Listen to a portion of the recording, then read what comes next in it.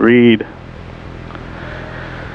a little bit in 2 Corinthians chapter 12, starting in verse 7. I was reminded of this last Sunday. I think Brother Atlee read something that made me think about this. I think either he read it or I happened to see it while we were in Judges. I'm not entirely sure. But in verse 7, this is about Paul's... Did I do something? No, it's still on. Paul's thorn in the flesh, and I think a lot. I have thought about a lot, like what was this thorn in the flesh? What kind of thing was it? Never met anybody that has been very certain about what it was or what kind of thing it was, and it's not my intention to try to tell you what it was, but I saw something that I felt like shed some new light about what kind of thing it was for me. What I think. So I'm just going to read here, starting in verse 7.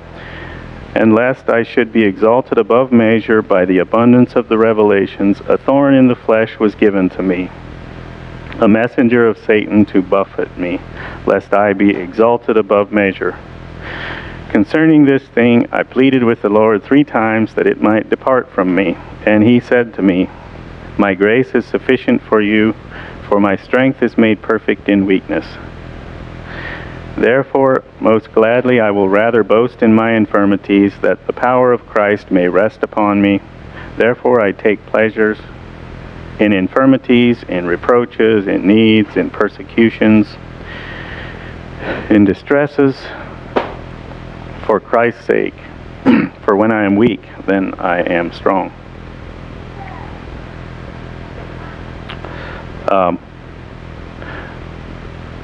The thought occurred to me, like, why did Paul use that term? Why did he call it a thorn in the flesh? And why didn't he just say what it was? He just say, there's this thing, and name it, that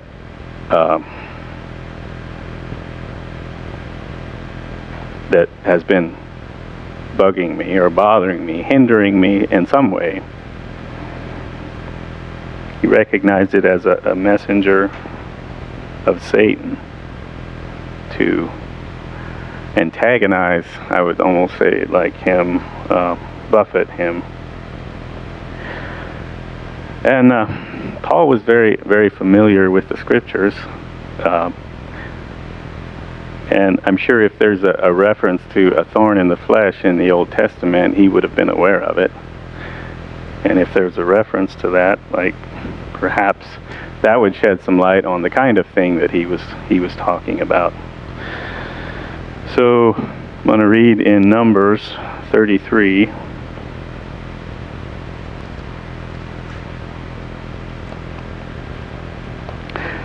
Verse 55. Well, no, verse 50. I'm going to start in verse 50 and read probably to the end. Now the Lord spoke to Moses into the plains of Moab by the Jordan across from Jericho, saying, Speak to the children of Israel and say to them, When you have crossed the Jordan into the land of Canaan, then you shall drive out all the inhabitants of the land from before you, destroy all their engraved stones, destroy all their molded images, and demolish all their high places.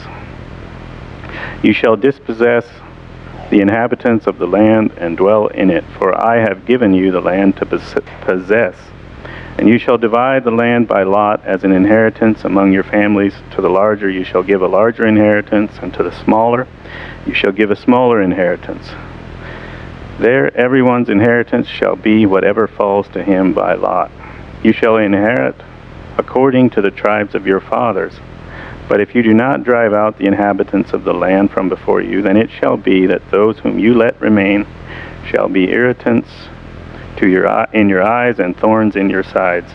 and they shall harass you in the land where you dwell. Moreover, it shall be that I will do to you as I thought to do to them.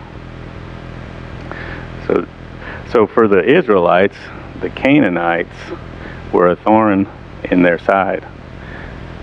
They had, and this was as a result of their disobedience earlier in not driving them out when the Lord had commanded them to.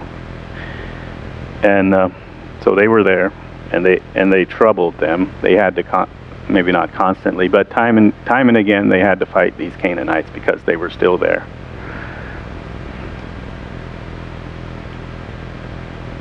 I'm going to read in Judges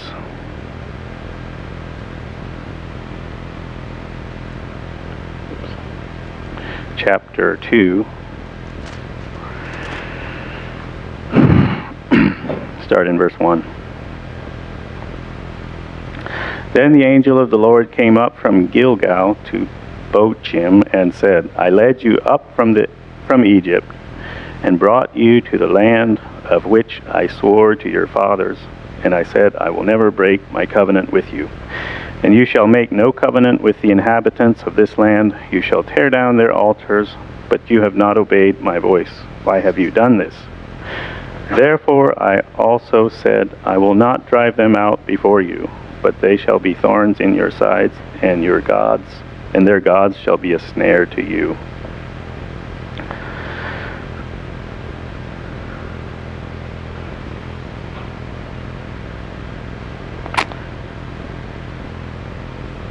Maybe I'll just stop there. For some reason I had thought to read a little further, but so are there any Canaanites in your life? Any relics that you have to do battle with? I think there are. I think most of us would have these things. Why they're there, maybe we don't know for sure. They could be because of something we did or encountered, something that happened to us when we were young. Might have been our fault, it might not have been, but there's something that is in our life, I think, these Canaanites, that we have to battle with. And we battle with them, we do battle with them, and we'll have to do battle with them as long as we live.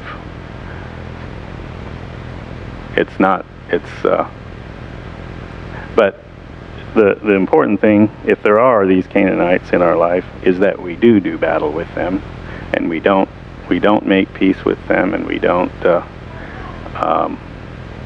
start intermarrying with their daughters and just give up the fight. So I just want to encourage everybody to do battle with the Canaanites that are in their life.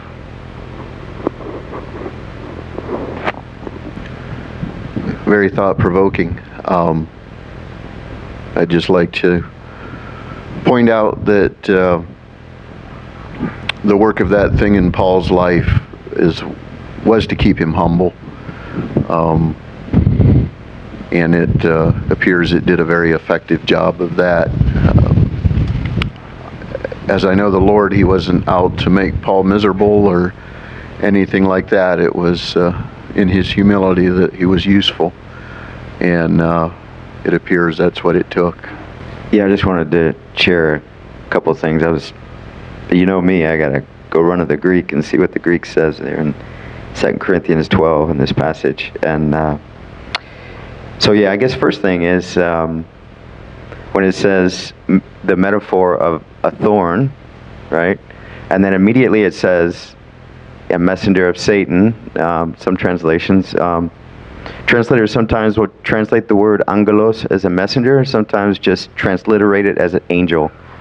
And so angel of Satan, messenger of Satan, and then it uses a word they translate to me as a little confusing, little convoluted, buffet.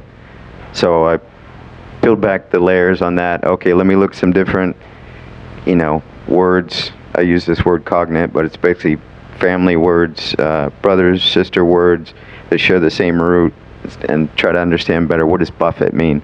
And so some words that share that root would mean like chisel. Some of it is one I saw where it was like birds pecking at somebody. So that would be more like, a verb. And then another one would be where somebody is slapping somebody. It's used in Matthew 26 about what they did to Jesus when they beat and slapped him. That's the word they're translating as, well, it's the root that they're translating as buffet. So I agree with Brother Will here. Yeah, it seems pretty clear that this angel of Satan, or this messenger of Satan that was sent to keep Paul humble, that's what it seems like to me. So, some thoughts. The first thing I thought of, Norman, I guess hadn't thought about it before, but one thing that I think about often, the Proverbs 25:19 says, "Confidence in an unfaithful man in time of trouble is like a broken tooth and a foot out of joint." And he chose those two injuries as like, I think those are just like disabling injuries. I think of David's mighty men, like that part where it tells the stories, like they took one guy, beat a giant, one guy got somebody in the it was like in a pit in the snow. They're like all these difficulties, and they still prevailed. Like I think to myself, like even David's mighty men couldn't have gone to battle with a foot out of joint. Like, and then one I'm not very familiar with, but I think I get it, is like a broken tooth. Is Teo here? Teo's not here. I've seen Teo just be useless to the world with a broken tooth, like just in utter misery, incapable of anything, getting out of bed, like just like in such desperate pain. I'm thinking, like somebody might have won the mighty man contest if it said this guy beat a lion with a broken, in the middle of a terrible tooth abscess or something. Anyway, I just thought of the contrast between like something that takes you out and then a thorn, or something along those lines. Different times that I've had like these annoyances. They're not too minor, they're not too major, but they're just always there. They just tempt you to getting impatient, to getting angry. I think like especially like losing the fruits of the Spirit, just constant grating on you. I thought about the rain in Oregon.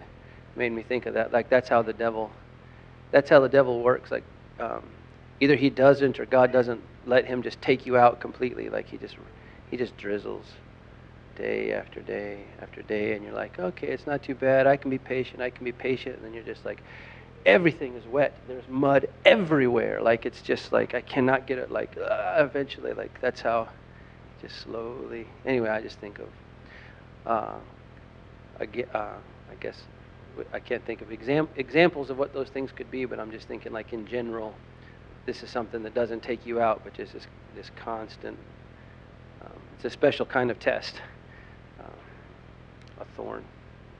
Yeah, one thought that I've had about that passage is that I feel like the apostles would have really had to battle with a lot of things, because like they had authority that, like, correct me if I'm wrong, but like they had authority that normal Christians didn't have. Like Peter, through Peter a damsel was risen from the dead.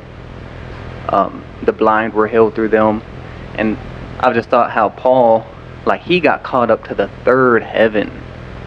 Like, surely he was battling with, like, trying to stay humble, like, oh, me, Lord? Like, you chose me to, like, experience this.